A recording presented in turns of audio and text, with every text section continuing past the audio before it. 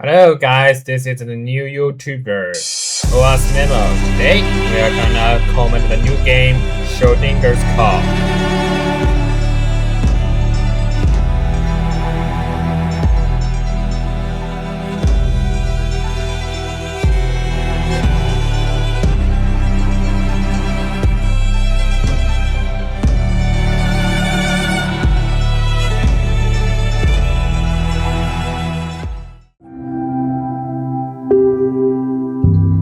Spoiler alert!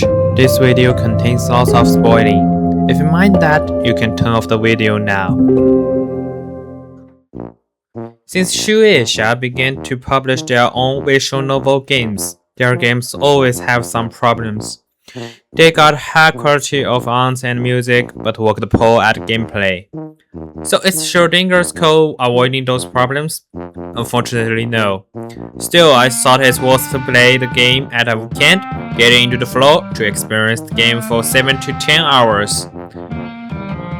Well, the game used the artistic style of black and white hand draw, and some plays with little color to highlight key points.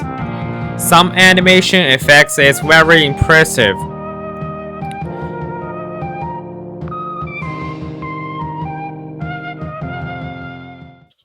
The game music takes the same creative approach as in online games.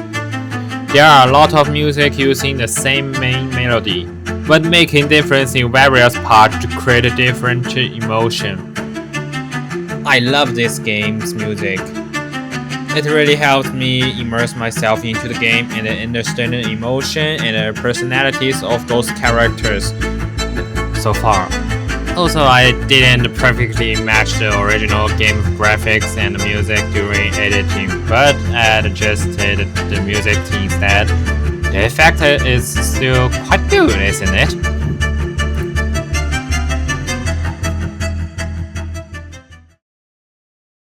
About the story, this game's storyline is quite argumentative. I like this game's story because I felt lonely in real life, and you might just like me enjoy this game's story because have the same feeling with me. But on the contrary, some people might not be fond of this game's plot. Of course, the above content is not absolute. Alright, back to the point. This game takes place in the 21 nanoseconds before humanity's complete extinction, where Mary redeems others and herself. The emotional part of the story is grand and logically rational.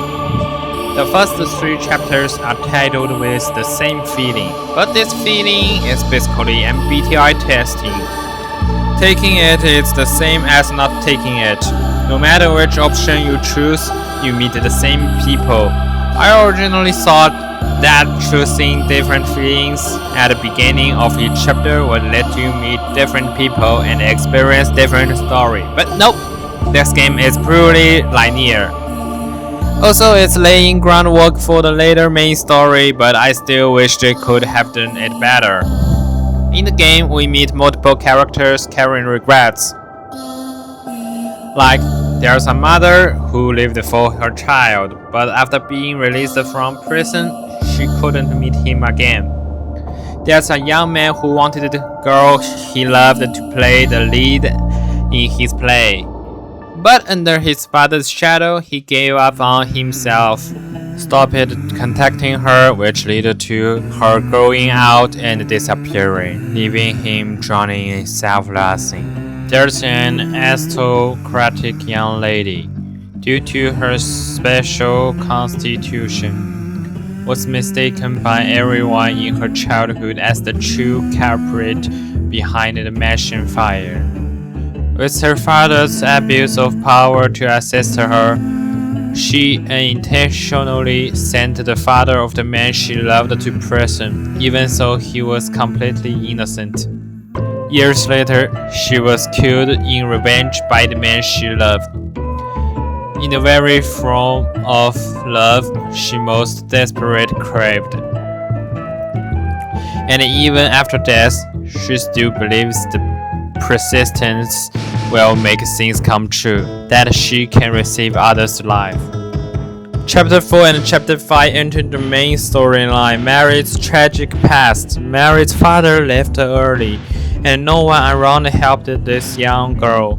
The girl was afraid of loneliness, so after receiving Amy's call, she lied to her that she was also a moon child who would burn under sunlight, hoping to live with Amy in the blue facility that monitored them.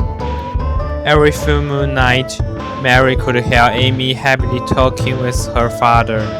After once answering a researcher's call on Amy's behalf, Amy's father called back, and for the first time, Mary felt warm, fatherly love. Out of jealousy, Mary hung up the phone in front of Amy, and when Amy pressed her, she relayed her father's word to Amy, so Amy could no longer endure the urge to see her father and ask Mary to help her escape from the facility through a large stuffed toy. But Mary, either intentionally or out of jealousy, didn't properly check the zipper of the toy, causing Amy to be burned to death by the sun inside the toy. After that, Amy's father also couldn't endure the loneliness of losing his doctor, so he dialed the number and called back. Mary played Amy and talked with him, partly because she wanted fatherly love, partly because she wanted to become someone like Amy who can redeem others. So the two of them talked on the phone every full moon night until this glaring obvious lie was exposed. In the final call, before the moon fell, Amy's father flew into a rage out of humiliation, calling Mary a bad child who could never be loved by anyone. At that moment, Mary decided to make redeem others through phone calls as her goal. And then the moon fell at the very moment, and humanity went extinct. I have to say, Amy's father is really a piece of work. He clearly knew Amy was dead, and that Mary was still living in that room. Yet, he still called. After getting a response, he blatantly used Mary as a replacement, and when it was exposed, he just rage quit and started curse. The final chapter adds meta elements. The player plays as someone redeemed by Mary, goes to tell Mary to love herself, then says goodbye to Mary through the phone call. Watch Mary gradually disappear behind the curtains. Also, the overall gameplay is a bit boring, just like clicking the left button to clear the game. It tells a good story of self-redemption very well. It's much better than the mixtape. At last, I hope you enjoy this game, play it, and embark on a story of redemption for others and yourself with Mary. If you like my video, please hit the subscribe and like button. See you next video. Bye.